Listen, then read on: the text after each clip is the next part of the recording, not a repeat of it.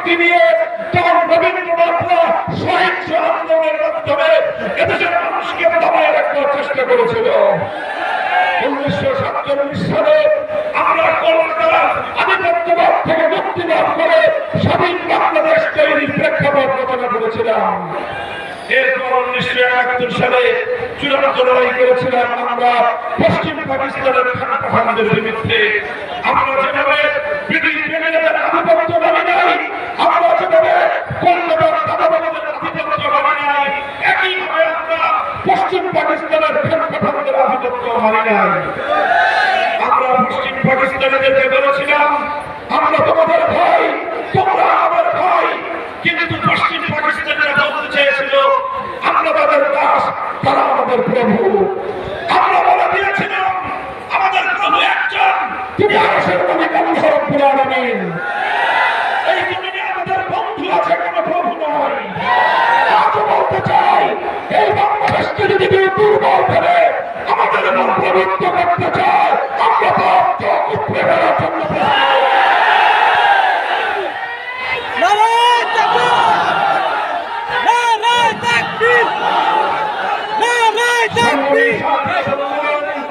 আমি ব্যক্তিহীন ভাষায় বলতে চাই 1971 সালের মুক্তিযুদ্ধের মধ্য দিয়ে যেভাবে আমরা তিনটি আধিপত্যবাদ বিরোধী শক্তির বিরুদ্ধে লড়াই করে আমাদের দেশ মাতৃকাকে আমরা স্বাধীন করেছিলাম, দুর্ভাগ্যজনক ভাবে স্বাধীনতার কয়েক মাস পরেই 72 সালে বাংলাদেশের মুক্তিযুদ্ধের চেতনাকে হাইজ্যাক করা হয়েছিল, ছিনতাই করা হয়েছিল।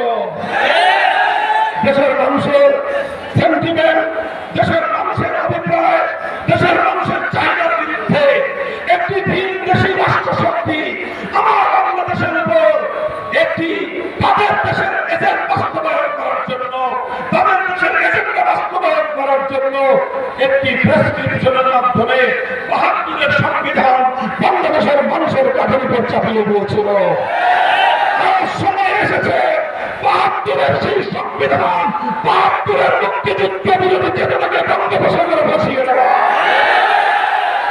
আমরা স্পষ্ট ভাষায় বলতে চাই ৭১-এর চেতনাকে যারা হাইজ্যাক করেছিল ২০২৪ সালের দ্বিতীয় স্বাধীনতাকেও সেই শক্তির দোসররা আবার ছিনতাই করার জন্য মাঠে নামার চেষ্টা করছে। এই অপশক্তির বিরুদ্ধে আমাদেরকে সোচ্চার থাকতে হবে, তাদেরকে রুখে দাঁড়াতে হবে, তাদের বিরুদ্ধে ঐক্যবদ্ধ সংগ্রাম করে তুলতে হবে।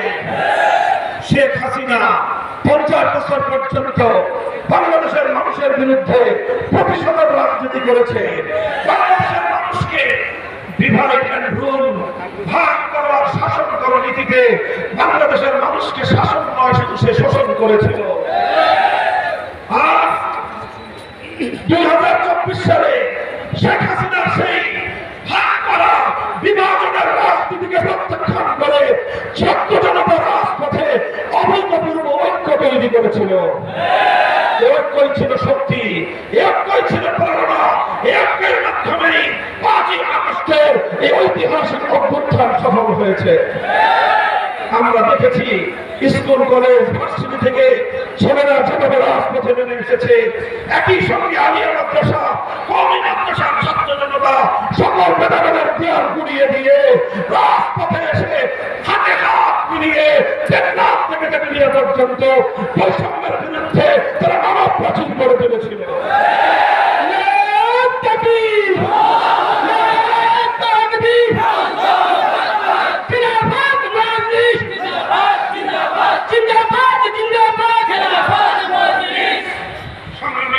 বন্ধুগণ, আমাদেরকে কথাটা মনে রাখতে হবে 2024-এর আগস্ট বিপ্লবের প্রধান বৈশিষ্ট্য ছিল এই, আমরা দেখেছি ঢাকা সহ বিভিন্ন বিভাগীয় শহর এবং বিভিন্ন জেলা শহরের রাজপথগুলোর চিত্র আমরা দেখেছি। আমাদের স্কুল, কলেজ, ভার্সিটি, মাদ্রাসার ছাত্ররা ঐক্যবদ্ধ হয়ে আন্দোলন করছে, সংগ্রাম করছে, স্লোগানে স্লোগানে আকাশ বাতাস মুখরিত করে চলছে। যখনই নামাজের সময় হয়ে গেল, সঙ্গে সঙ্গে একজন ছাত্র দাঁড়িয়ে রাজপথে আল্লাহু আকবার, আল্লাহু আকবারের ধ্বনি তুলে বাংলার আকাশকে মুখরিত করে তুলেছে। আরেকজন ইমামতি করেছে, যে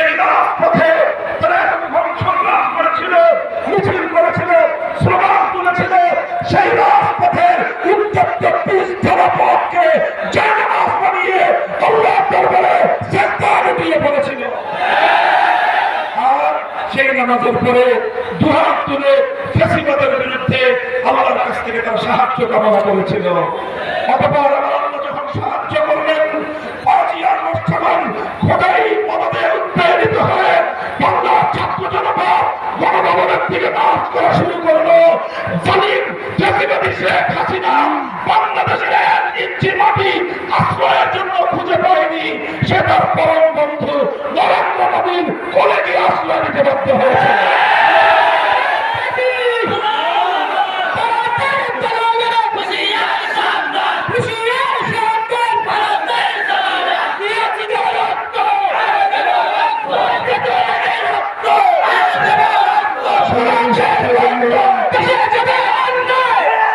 আমরা ভারত সরকারকে বলতে চাই, বিগত 15টা বছর আপনারা বাংলাদেশের মানুষের অধিকার নিয়ে এক চুল পরিমাণ চিন্তা করেননি। এদেশের মানুষের ভোটের অধিকার কেড়ে নিয়েছেন। এদেশের বুকের উপর দিয়ে বিনামূল্যে ক্রান্তি গ্রহণ করেছেন। আমার বাংলাদেশের প্রত্যেকটি অভিন্ন নদীর মুখে বাদ তৈরি করে শুকনো মৌসুমে বাংলাদেশকে মরুভূমি আর গঙ্গার মৌসুমে বর্ষার মৌসুমে বানের পানিতে বাংলাদেশকে ভাসিয়ে দিয়েছেন। আর চেয়েছিলেন আপনাদের এক সেবাদাসী, আপনাদের কেনা গোলাম শেখ হাসিনার মাধ্যমে বাংলাদেশটাকে ভারতের অঙ্গরাজ্যে পরিণত করবা। এখন বলবো, শুভবুদ্ধির উদয় হোক, দৃষ্টিভঙ্গি বাংলা, দৃষ্টিভঙ্গি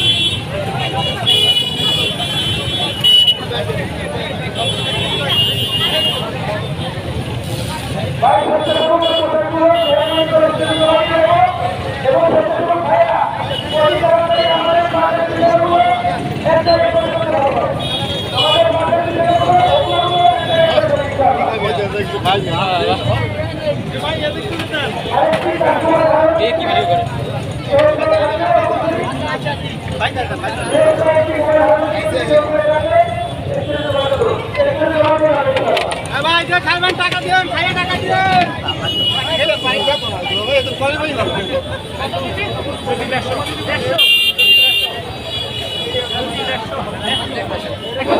ভাই